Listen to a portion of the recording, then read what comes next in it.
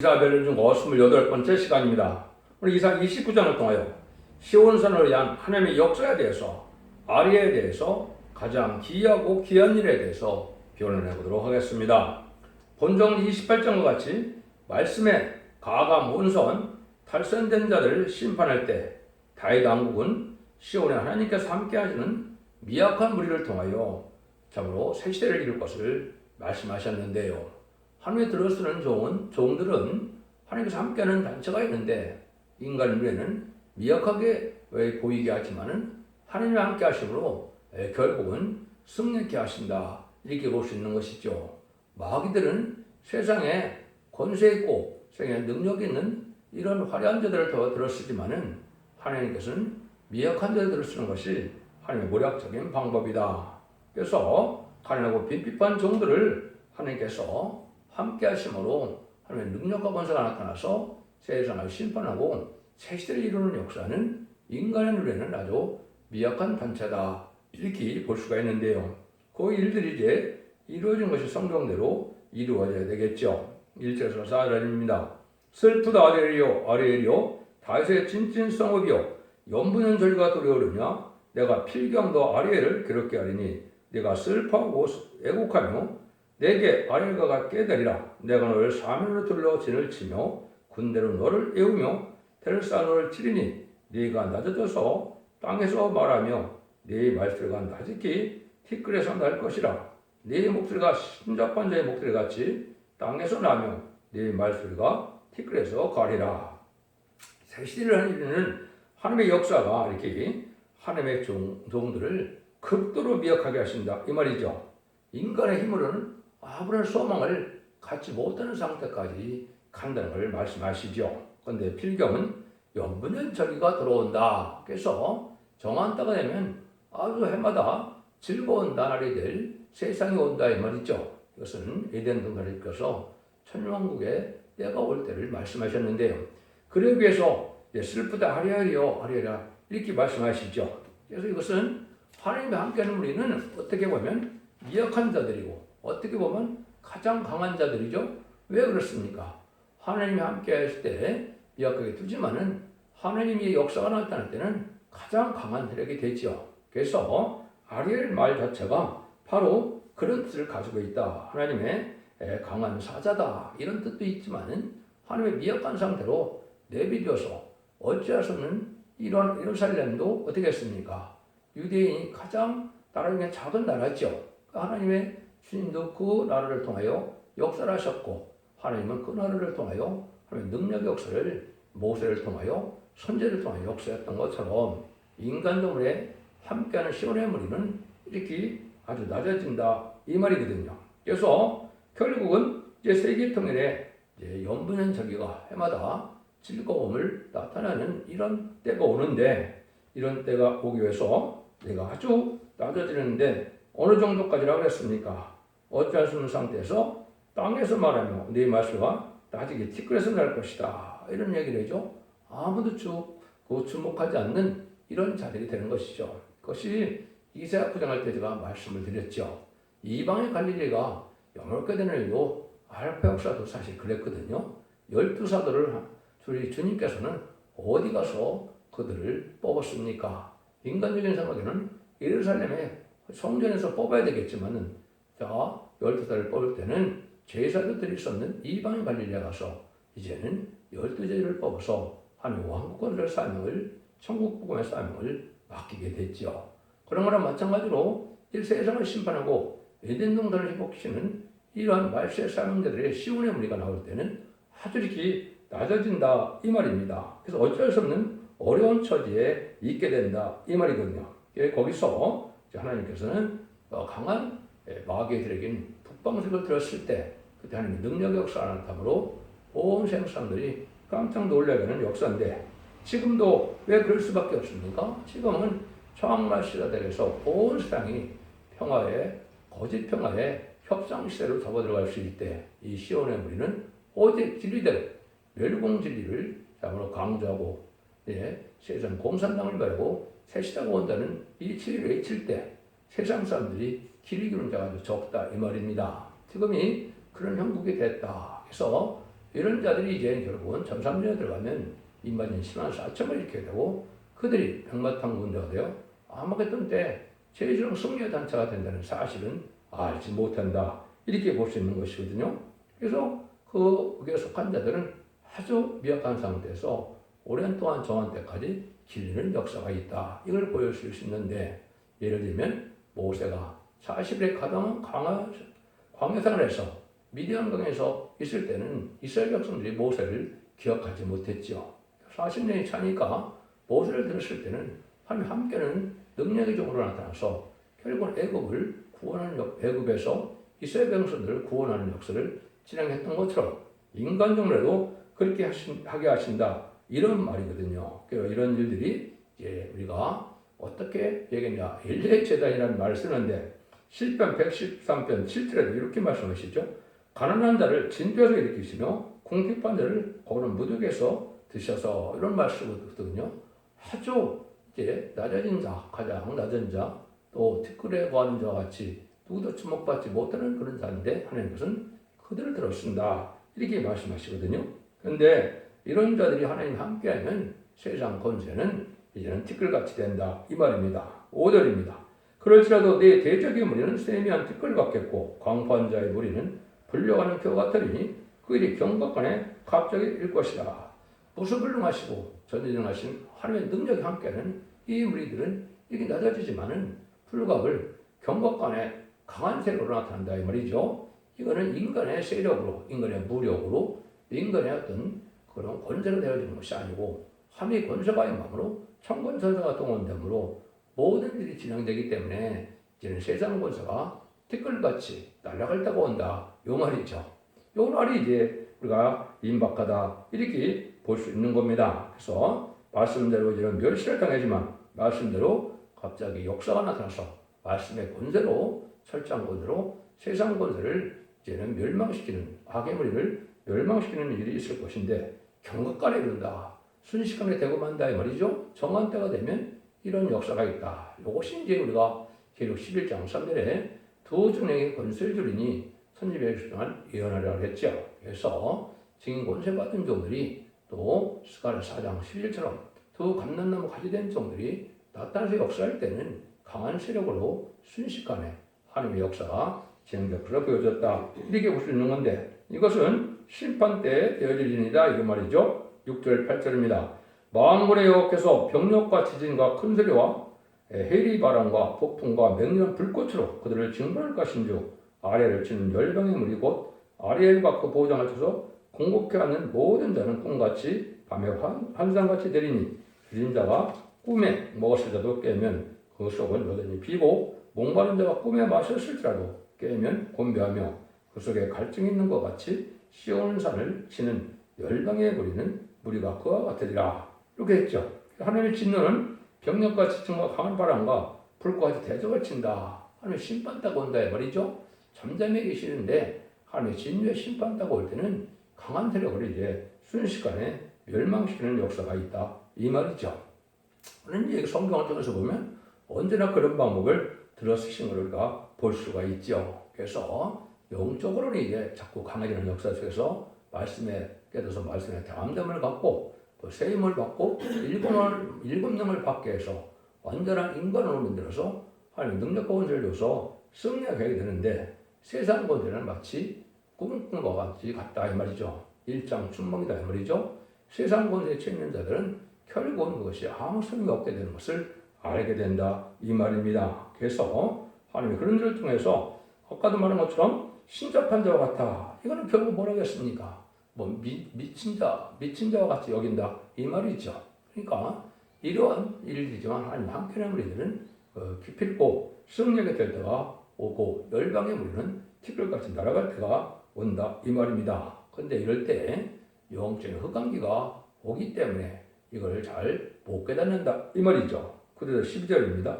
너희는 놀라고 놀라라. 너희는 소경이 되고 소경이 되라. 그들의 취함이 포도를 이름이 아니며 그들의 비틀거림이 독주의 이름이 아니라 대저 여호와께서 깊이 잠들게 하는 신을 너희에게 주어 부어주사 너희 눈을 감게 하셨으니 눈은 선지자요 너희 머리를 덮으셨으니 머리는 선견자라.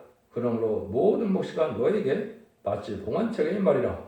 그것을 유식관적에 주매이르기를 그에게 청하노니 이를 읽으라면 대답하기를 봉하였으니 못되느라 할 것이요 또 무식한 자에게 주매이르기를 그에게 청하노니 이를 읽으라면 대답하기를 나는 무식하다 할 것이니라. 그런데 하나님의 종 참된 종을 대적하는 이 무리들은 교권색으로 강한 세력을 이루고 있지만은 다 뭐가 된다고요? 소경과 기목을 된다.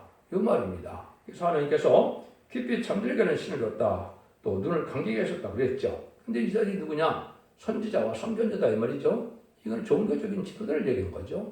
종교적인 지도자가 하나님의 합당치 않고 교만함으로 속화되고 후패돼서 하나님께서 아주 어리석게 만들어서 장님같이 소경같이 하니까 어리석어가 먹었던 것을 못 깨닫는다 이 말이죠. 이것이 바로 이제는 예언서의 시록에 예언법을 지켜서 읽고 듣고 읽는 자가 죽지 않고 셋이라고 지금 맛보지 않고 천일을 영접하는 말세의 복음의 비밀인 영원한 복음 이러한 그 아름다운 소식을 전할 때 이걸 깨닫지 못해서 소금과 같이 된다 이 말입니다. 지금이 바로 그런 시대거든요. 지금 기독교가 2000년의 역사가 예수 믿고 중단 받아서 만민을 이루는 성령을 받아서 영원만을 시대였기 때문에 단순한 진리의 복음으로 우리가 구원을 받을 수 있었지만은 이제 마귀를 없애는 이런 인간종의 역사는 성경 말씀을 읽고 듣고 지켜서 완전변에 이루는 종이 나와야만 마귀의 참수권을 이기게 돼서 이기는 자들로 남은 종 남은 백성을 삼아서 세시의 축복을 누리게 하는 그런 역사다. 그래서 제가 세상에서 아주 유명한 이런 자들에게 해도 이건 봉안책이라 모른다. 예언석에서 알지 못했죠. 물론 이단과 탈선된 단체가 엄청나게 많죠.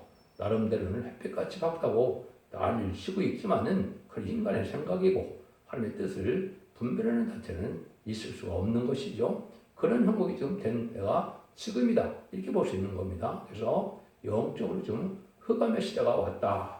참된 종을 만나고 참된 진리를 깨닫는 단체가 찾기가 어려운 때가 됐다. 이걸 지금 말하는 겁니다. 그래서 마치 박사나 뭐 총회장이나 총회장, 뭐 총학장이나 이런 사람들은 보안책이니까 워낙 그걸 잘 모른다. 이렇게 얘기지만 대부분 사람들은 또 무식하니까 내가 예언석에서는 못 푼다. 평신도는 또 그렇게 얘기한다 말이죠. 모든 자들이 이렇게 어리석어서 소경이 되는 때가 오는 것인데 이게 하나님의 모략 속에 합당치 않은 자는 하나님의 능력을 깨지 못하게 한다. 이 말이죠. 그걸 잠시 살펴본다면 예수님 시대에 예수님이 이렇게 기도를 하시죠. 아버지여, 참으로 세상에 지혜고 이런 그 능력 있는 자들에게는 이제는 감추시고 어린애 같은 자들에게 하나님의 계시 비밀을 알게 하신 것이 감사하다 그랬죠. 그때 당시도 아까도 말씀드린 것처럼 이제는 세상의 대제사장과 유사와 장로와 서기관과 율법학자들은 하나님의 비밀인 예수님을 하나님의 아들로 안 보이게 됐죠. 그렇지만은 어린애 같은 이 12사도는 순수한 마음으로 재림의 메시아를 기다리고 있다가 그때들은 그 비밀을 깨달아서 기심 받는 일이 있었죠. 그러나 마찬가지로 재림의 주가 올 때도 마찬가지입니다. 종교적으로는 대단한 의지에 있을지 모르지만 하나님께서 합당천계 여김으로 다 깨닫지 못해서 소금같이 되고 전후 깨끗한 양심으로 정직해서 가는 시온의 우리들은 하나님이 깨닫게 해서 모든 걸 알게 하심으로 하나님이 들었을 때가 온다. 이렇게 그걸 말씀하시는 거다. 이 말입니다. 그래서 이것을 성경적으로 보면 합당하지 않은 자들은 내가 유익의 영을 보내서 심판받게 하겠다. 이 말이거든요. 은혜를 받았는데 은혜 합당한 열매를 맺지 못하고 속화되고 복패되고 들푸도 기득권이 된 자들은 깨닫지 못하게 하는 것이 하나님의 모략이다. 이렇게 성경 여러 군데 말씀하셨죠. 그런 일들이 지금 이루어진다. 이 말입니다. 그리고 욕심과 자기의 병해와 이런 걸 담을 가짐으로 하나님께서 어둠을 만나게 해서 거짓 선지자가 반치게 되는 때가 온다는 것도 여러 군데 말씀을 하시죠. 미가서 3장도 그런 말씀이고 이사야 66장 2절, 3절, 4절에도 보면 그런 말씀이 나오죠. 또 이사야 60장도 그런데 이것들은 합당치 않은 자들이 거짓 선지자로 이제 돼서 결국은 하나님 앞에 미움받아서 아무것도 못 깨닫다가 망하게 된다. 그런 일이라는 것은 하나님께서 하시는 가장 기이하고 귀한 일이라는 겁니다. 그것이 13절, 14절이죠. 주께서 가라사대 이 백성이 입으로 나를 가까이 하며 입술로 나를 존경하나 그 마음은 내게서 멀리 떠나느니 그들은 나를 경험은 소련의 계명으로 가침을 받았을 뿐이라. 그러므로 내가 이 백성 중에 기이한 일, 곧 기이하고 가장 귀한 일을 다시 행하리니 그들의 지혜자의 지혜가 없어지고 명철자의 총명이 가리워지리라. 하나님이 왜 그럼 이렇게 하느냐? 하나님은 예수를 믿어서 하나님의 백성이 되긴 했는데 입술은 주님을 사랑하고 하나님을 경외한다고 그러는데 이 사람들이 마음은 떠났다 그랬죠. 진리 앞에 순종하고 그래서 말씀에 떨고 순종하는 마음이 없고 예식적이고 형식적인 종교생활로 말미암아 자기의 욕심과 자기의 생각과 고집으로 이 큰 교권들만 이루어가고 있는데 하나님의 뜻을 이루는 것과는 상관이 없게 돼버린다 이 말이거든요. 그러니까 하나님이 그들을 아주 어리석고 이제 아주 여기 보면 지혜와 총명을 다 거둬간다 그랬죠. 그러니까 아주 어리석은 자들이 된다. 이것이 이제 아까 말씀드린 것처럼 바리새의 교권과 사두개인 교권이 하나님의 아들을 바알세불로 보는 이런 일이 벌어졌죠. 그래서 너희 아비는 마귀다. 예수님과 요한복음 8장에서도 그렇게 말씀하시죠. 이거 왜 그렇습니까? 인간정례도 가장 큰 교권 세력들이 종교적인 세력이 결국은 합당치 않고 마귀의 도구가 돼서 오히려 하나님을 대적하고 하나님의 뜻을 참으로 분별치 못하고 멸망하게 되는 일이 있게 된다 이 말이거든요. 이것이 들보도된 기독교인들에 대한 말씀이고 이제 자칭 유대인인 사단의 해가 되는 이러한 어리석은 불안 교권세력에 대해서 말씀하시는 것이다 이렇게 볼 수 있죠. 그래서 이사 42장 18절 20절까지도 보면 누가 소금과 기먹으리냐 나의 사자가 그렇지 않느냐 이랬죠. 그래서 하나님의 종들이 소금과 기머리가 된다 이 말이고 이사 56장에서도 보면 들의 진흙 들어와서 다 살게 됐대. 그때도 뭐라고 해요? 나의 목자들은 몰박하는 목자고 봉어리 개고 탐욕이 심한 자다 이렇게 말씀하시죠. 이것이 이제 세상 살기 위한 이런 목회가 돼서 세상의 쾌락과 속화된 삶을 살다 보니까 영적인 거에 소경이 돼서 심판날이 올 때 깨닫지 못함으로 이제 경고도 못하고 신앙 준비도 못하고 주님을 영접하지 못하고 혼란적인 날에 망하게 된다. 이 말이거든요. 여러분들 지금 이것이 심각한 때다. 근데 왜 그런 일이 벌어지느냐? 하나님의 말씀을 사람의 계명으로 가르친다 이거죠.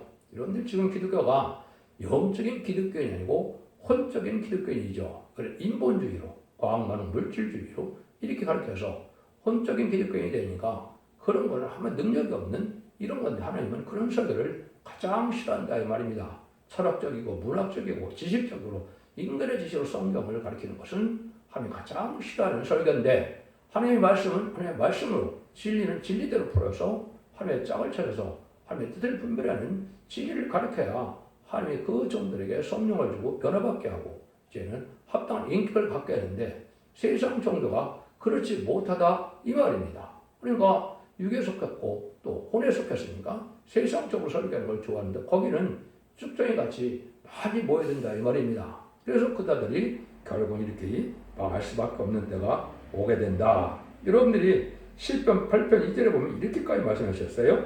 주의 대적을 인하여 어린아이가 젖먹이의 입으로 말미암아 권능을 세우시며 이는 원수와 보수를 잠잠케 하려 하십니다. 그랬죠. 어린아이와 같은 자, 젖먹이 같은 자로 하면 들으시게 된다. 이것이 이제 알파 역사는 사도들이 그렇게 된 자들이었고 인간정례도 그런 것을 말씀하신다. 이렇게 볼 수가 있는 겁니다.